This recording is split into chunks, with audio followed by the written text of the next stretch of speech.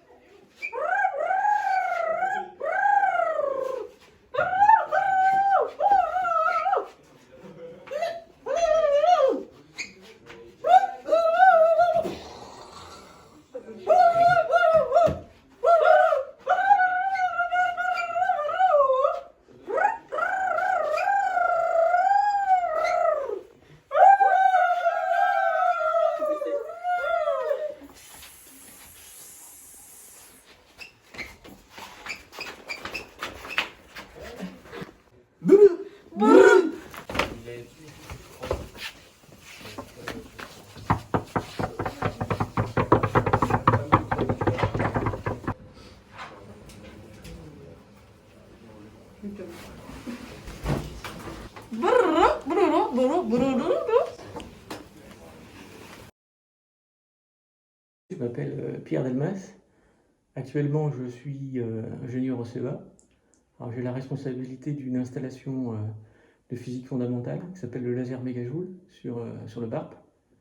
C'est une installation qui est développée pour simuler en fait le fonctionnement de l'arme nucléaire. C'est une installation qui vaut à peu près 3 milliards d'euros. Elle est en cours de construction. On est à peu près à la moitié de la phase de construction. Il nous reste à peu près 5 ans pour finir. Mais elle réalise déjà en fait de belles expériences de physique. J'ai 2 diplômes d'ingénieur en fait.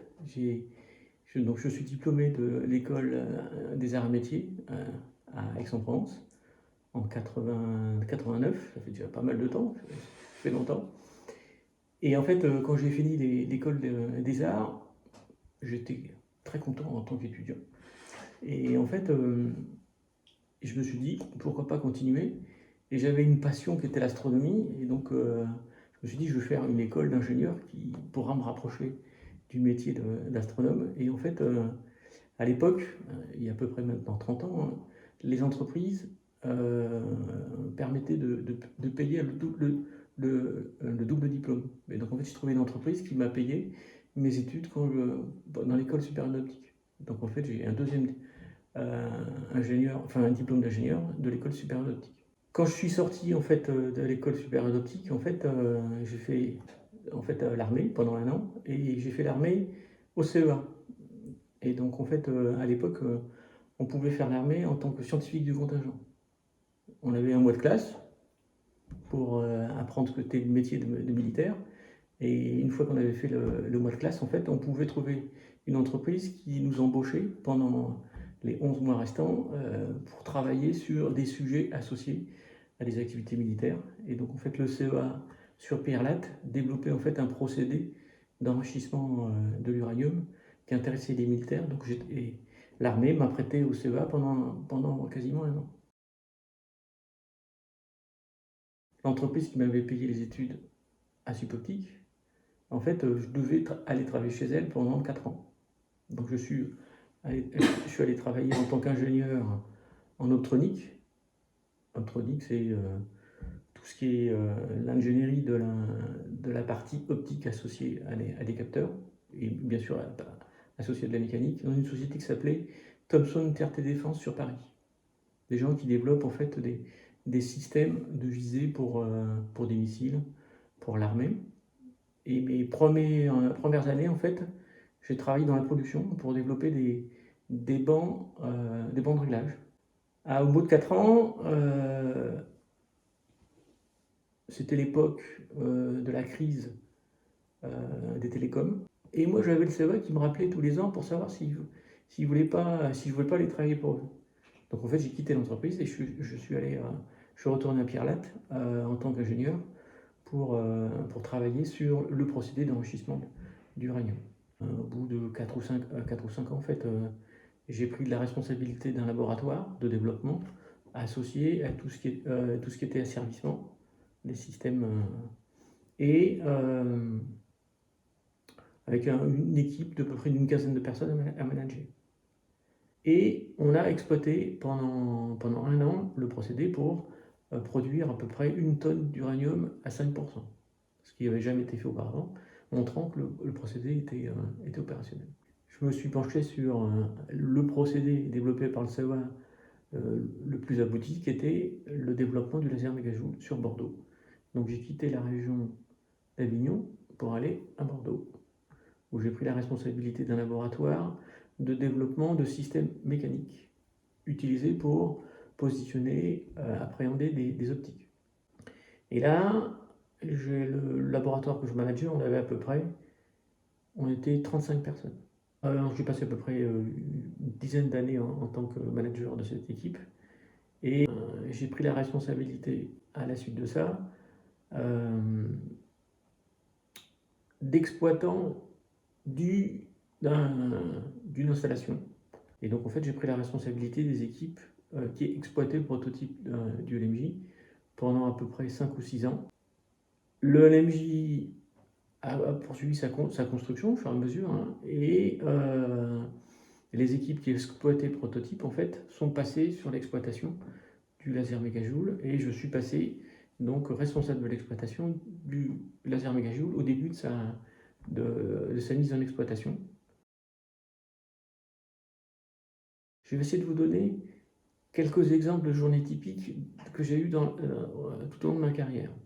Au tout début, dans la partie production, c'est de l'opérationnel. C'est-à-dire qu'on vous fournit en fait une définition d'un besoin. Il faut concevoir la mécanique, le banc de réglage. Donc en fait, c'est à aider de techniciens faire de la conception mécanique à la planche à dessin, lancer la fabrication des différents éléments, les monter avec les techniciens, et toujours travailler en travaillant avec eux, utiliser les premières fois les bancs pour vérifier que toutes les procédures qui avaient été écrites étaient conformes. Donc du développement, de la fabrication et puis de la qualification de ce qui avait été produit.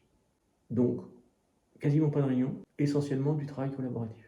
Dans ma seconde partie de ma carrière, donc la partie ingénieur en recherche et développement, une journée typiquement, c'est beaucoup de calculs pour dimensionner et simuler en fait les fonctionnements des systèmes. Et une fois qu'on est sûr que les prototypes sont fonctionnels, lancer en fabrication. Sachant qu'il y a une phase importante, quand on a conçu, simulé, le cahier des charges. Troisième partie, je deviens chef d'un laboratoire, le management. Alors, le management, les débuts, il faut être très humble. Il faut écouter ce que disent les gens, il faut comprendre ce que disent les gens, il faut avoir la compétence pour pouvoir apporter des solutions à leurs problèmes. Dans une journée typique, il y a d'un manager, il y a beaucoup de réunions. Le nombre de réunions va augmenter en fonction de niveau de responsabilité que vous allez avoir. Actuellement, avec ma responsabilité en fait de gestionnaire de l'installation, je passe quasiment 90% de mon temps en réunion. La journée d'aujourd'hui, par exemple, prenons la journée d'aujourd'hui comme exemple. J'ai commencé à 8h par une réunion d'1 heure, courte, où en fait je réunis mes équipes sur un problème d'organisation. La deuxième réunion, donc juste après, elle était sur un problème technique, et en fait je suis allé en zone nucléaire, pour voir pourquoi en fait les matériels étaient en panne. En début d'après-midi, une réunion d'ingénierie, où en fait on a fait un point sur tous les grands problèmes restants à résoudre pour les futurs montages. Réunion suivante, une répartition d'activités entre équipes, où est-ce qu'on mettait la séparation entre nos deux équipes sur la gestion de la propreté sur l'installation. Et la dernière union qui a duré un peu long, hein, typiquement 3 heures, en fait c'était de préparer une revue de conception sur un futur système. On a préparé des planches qu'on va aller présenter au directeur, qui va gérer l'utilisation d'un gaz, argon, dans de très grandes quantités sur l'installation, qui pose des problèmes de sécurité.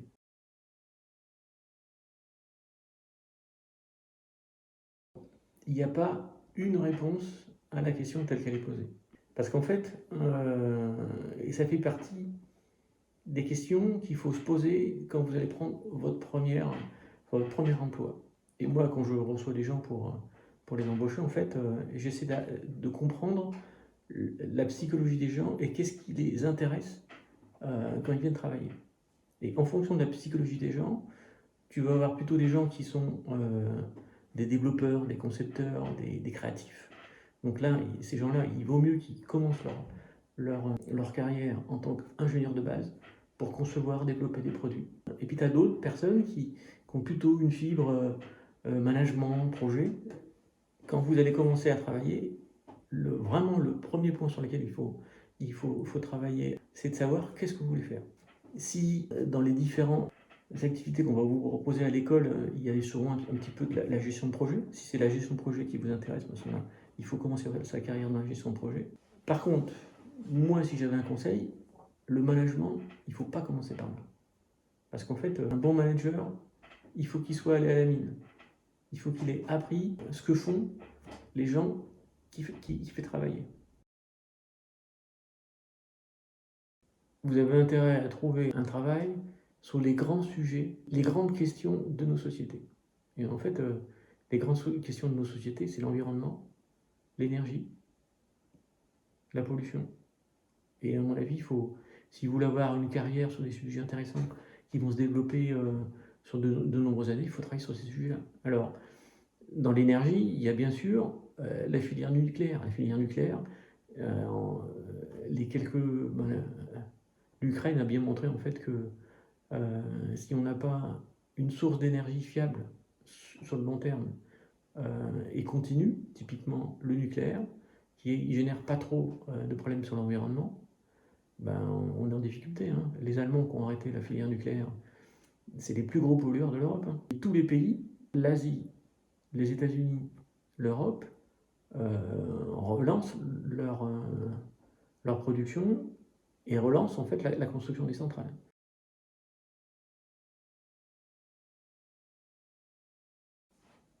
J'ai eu la chance de faire 2 écoles. Les arts et métiers m'ont appris la pratique, l'utilisation des recettes de cuisine. Et la 2e école que j'ai faite, Supoptique, elle m'a formé à être un chercheur. En fait, c'est une école qui forme des chercheurs. En fait, il y a beaucoup de R&D.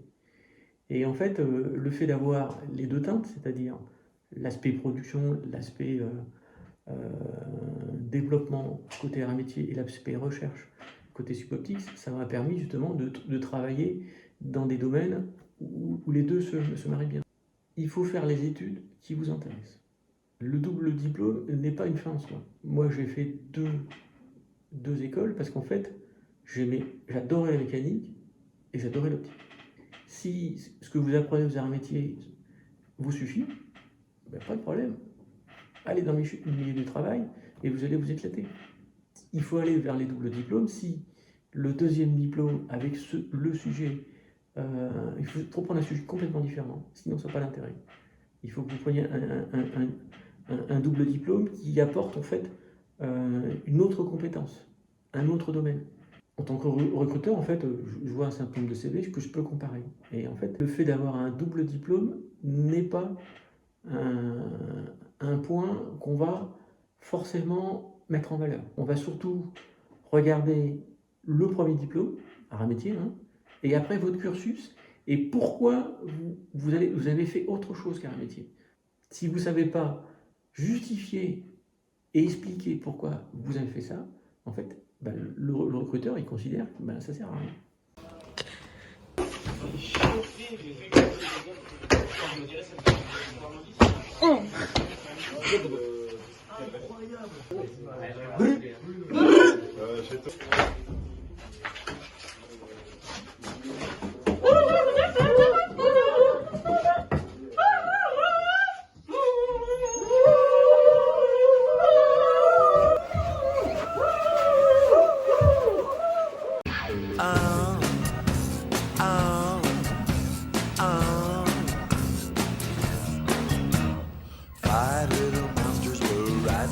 space.